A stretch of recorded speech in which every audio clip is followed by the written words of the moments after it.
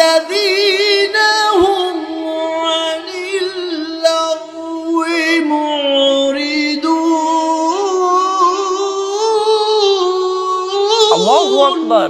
আসসালামু আলাইকুম প্রিয় দর্শক, আমি রেজা করিম ভাই ভাবি সংসারের চ্যানেলের পক্ষ থেকে আপনাদের জানাই সাদর সম্ভাষণ ও আমার অন্তরস্থল থেকে ভালোবাসা অভিনন্দন। প্রিয় দর্শক, শুরুতেই আপনারা যে ভিডিওটা দেখছেন, এই ভিডিওটার মাধ্যমে আমরা কি দেখতে পাইলাম যে একজন হাফেজ, কুরআনে হাফেজ এবং একজন মাওলানা, সে মোটামুটি একজন ভালো বক্তা, সারা বাংলাদেশে তার মোটামুটি একজন আলেম হিসাবে, একজন বক্তা হিসেবে ভালোই তার পরিচিতি এবং তার ভালোই ওয়াজ মাহফিল সারা বাংলাদেশে সে সবখানেই কম বেশি করে থাকছে।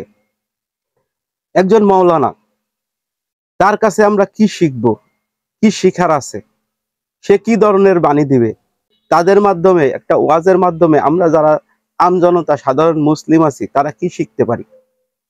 একটা মানুষ ভাইরাল হওয়ার জন্য কত কি করতে চায়। বর্তমান প্রেক্ষাপটে এখন সব জায়গায় একটা ভাইরাল ভাইরাল ভাইরাল ভাইরাল হওয়ার জন্য মানুষ কত নিচে নামতে পারে, তারই বহিঃপ্রকাশ এবং প্রমাণ স্বরূপ আজকে আপনাদের মাঝখানে তুলে ধরার চেষ্টা করলাম যে একজন আলেম, সে ভাইরাল হওয়ার জন্যে, সবার কাছে পরিচিতি হওয়ার জন্যে ইসলামটাকে কত নিচু করছে। একজন আলেম, তার কাছে আমরা সবসময় একটা ভালো কিছু চাই, যে তার কাছে একটা ভালো কিছু শিখবো, কিন্তু সে নিজের সোশ্যাল মিডিয়ায় নিজেকে তুলে ধরার জন্য সে ইসলামকে অবমাননা করছে এবং সে একজন টিকটকার হওয়ার চেষ্টা করছে। তার দেখতেছেন আপনারা স্ক্রিনে দেওয়া ভিডিওটাই, সে তার চুলের কি কালার করছে, কি ধরনের কালার করছে বলেন। একজন আলেমের ধারা কি এটা আমরা আশা করি? আমরা একজন কি শিখবো? সে তো খালি আপনার মানে টিকটক করার জন্য এরকম করছে না, সে ভাইরাল হওয়ার জন্য এগুলো করছে। কিন্তু আমি যেটা বলবো, আমার মানে এতই খারাপ লাগছে বিষয়টা, যে সে খালি নিজেকে তো ছোট করছে না, পুরো ইসলামটাকে ছোট করছে এবং এর মাধ্যমে আরো যারা আমাদের এই আলেম সমাজ আছে, যারা বড় বড় আলেম আছে, তাদেরকেও ছোট করছে এবং সে ইসলামটাকে একটা তুচ্ছ ভাবে তুলে ধরছে। মানে ইসলামটাকে যতটুকু নিচু করা যায় সেই চেষ্টাই সে করছে। তো আমি আশা করি যে এর কে আল্লাহ হেদায়েত করুক এবং আমি মনে করি যে তাকে আইনের আওতায় এনে এবং সঠিক বিচার করা উচিত।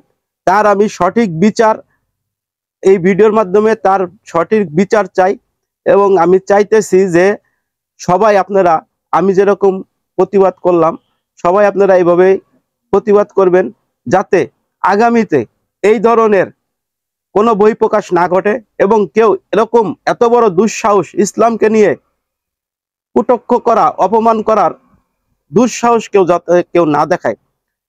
পরিশেষে আমি আপনাকে দেখাবো, দেখেন একটা সাংবাদিকের ইন্টারভিউতে সে কি ধরনের, কত বড় জঘন্য হলে একটা মানুষ। এই ভিডিও স্ক্রিনে দেখেন কি, আমি আগে ইমাম ছিলাম, এখন নাই। আগে ওয়াজ করতাম বড় বড় মাহফিলে, আমার ইউটিউবে ওয়াজ আছে, আপনি সার্চ দিলে পাবেন। ওমর ফারুক আল আজমি, লক্ষ লক্ষ জনতা আসতো, আমি ছেড়ে দিয়েছি। হ্যাঁ, আমার মতো আপনারা একটা মানুষ কত জঘন্য হলে, কতটুকু নিচে নামতে পারলে তার দ্বারা এরকম কথাবার্তা বা এরকম আচরণ, তারা তো অনেক অন্যদেরকে বিশ্বাস করবেন। আমি আশা করব এই ওমর ফারুকের বিরুদ্ধে ইসলামিক ভাবে তার বিচারের আওতায় আনা দরকার, তার আইনের আওতায় আনা দরকার, যাতে এর বিচার দেখে আগামীতে আর কেউ এই ধরনের দুঃসাহস দেখানোর চেষ্টা যাতে না করে।